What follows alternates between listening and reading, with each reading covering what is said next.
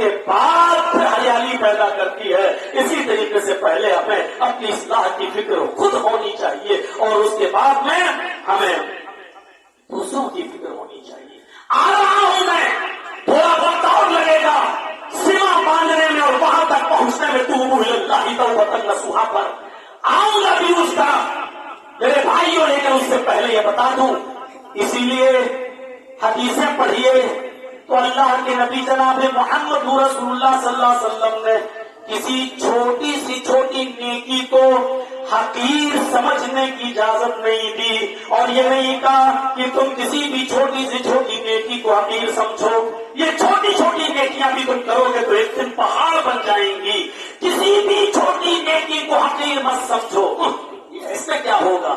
Cycle سے motor cycle سے گزر رہے ہو, راستے میں کیلے کا چھلکا پڑا ہے, اب تو موٹر حقیر مت سمجھو. بائک روک دو, فور ویلر روک دو, راستے میں پڑا ہے چھلکا اٹھاؤ. ایسا نہ ہو کہ تم نے دیکھنے کے بعد بھی آپ فراموش کر گئے, آگے گزر گئے, پیچھے کوئی بوڑھا آدمی اندھا آدمی اس کیلے کے چھلکے پر پیر رکھ کے پھسل جائے, کان ٹوٹ جائے, گھٹنے پہ چوٹ لگ جائے, ہڈی پھسل جائے کہ بڑھاپے میں پھر ہڈیاں جلدی جڑتی بھی نہیں ہے. کسی بھی نیکی کو حقیر مت سمجھو. حضرت عائشہ فرماتی ہے کہ اللہ کے نبی نے فرمایا کہ آئے خواتین کی جماعت, آئے عورتوں کی جماعت, اپنے پڑوس میں رہنے والی پڑوسن کو کوئی چھوٹی سے چھوٹی اور حقیر سے حقیر چیز دینے میں ہچکچاؤ مت, شرماؤ مت, اس کو حقیر مت سمجھو. تمہارے پاس جو بھی دینے کے لائق ہو وہ تم دے دیا کرو, اس کو دینے میں ہچکچاؤ نہیں. یہاں تک کہ اللہ کے نبی نے فرمایا اگرچہ تمہارے پاس بکری کا خر ہی کیوں نہ ہو, خر بکری کا پیر بھی نہیں, پیر کے اوپر لگا رہتا ہے, فرمایا کہ اس کو بھول ہی کیوں نہ ہو, ہچکچاؤ نہیں. تو چھوٹی سے چھوٹی نیکی بتائیے آپ, اس کو بھی دینے میں ہچکچاؤ نہیں.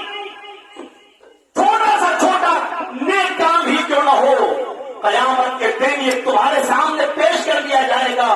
فَمَن يَعْمَلْ مِثْقَالَ ذَرَّةٍ خَيْرًا يَرَهُ وَمَن يَعْمَلْ مِثْقَالَ ذَرَّةٍ شَرًّا يَرَهُ. چھوٹے سے چھوٹا اور معمولی اور ذرہ سرسوں کے دانے کے برابر, چیونٹی کے سر کے برابر. میرے بھائیوں فرمایا اتنی سی بھی اگر نیکی ہے تو اس کو بھی کر ڈالو, حقیر سمجھ کے چھوڑو نہیں. اس لیے کہ جو شخص ذرہ برابر بھی نیکی کرے گا تو اس کو بھی وہ اپنے نامہ اعمال میں دیکھ لے گا, اور جس طرح چھوٹی سے چھوٹی نیکی نامہ اعمال میں دیکھے گا اسی طریقے سے چھوٹا سا چھوٹا گناہ بھی وہ اپنے نامہ اعمال میں دیکھے گا. کوئی چیز بچی نہیں ہوگی, انسان کے سامنے پورا رشتہ رکھ دیا جائے گا. میرے پیارے بھائیوں غور کیجئے, حضرت عمر فاروق رضی اللہ تعالیٰ عنہ ایک بوڑھی عورت کی کہ گھر میں صبح جایا کرتے تھے ارلی مارننگ. وہ بوڑھی عورت کمزور تھی, بستر پر لیتی رہتی تھی, اٹھنے کے لائق نہیں تھی. اور آپ کے ذہن میں یہ بات میں بٹھا دوں, ہوش گزار کر دوں کہ حضرت عمر یہ کام حضرت ابو بکر کے دور خلافت میں کیا کرتے تھے. حضرت ابو بکر صدیق کے دور خلافت میں یہ کام کیا کرتے تھے. وہ جایا کرتے تھے اور ایک بوڑھی عورت کے گھر میں جا کر 3 کام کر دیا کرتے تھے. پہلا کام, بوڑھی عورت کے گھر میں کوئی رہتا نہیں تھا, جا کر جھاڑو لگا دیا کرتے تھے. اس عورت کے کپڑے بھی دھلنے والا کوئی نہیں تھا, بوڑھی عورت کے اس کے کپڑے بھی حضرت عمر فاروق دھل لیا کرتے تھے. اور اس کے گھر میں جو برتن تھا جس میں وہ کھانا کھاتی تھی اس کا برتن بھی وہ دھل لیا کرتے تھے.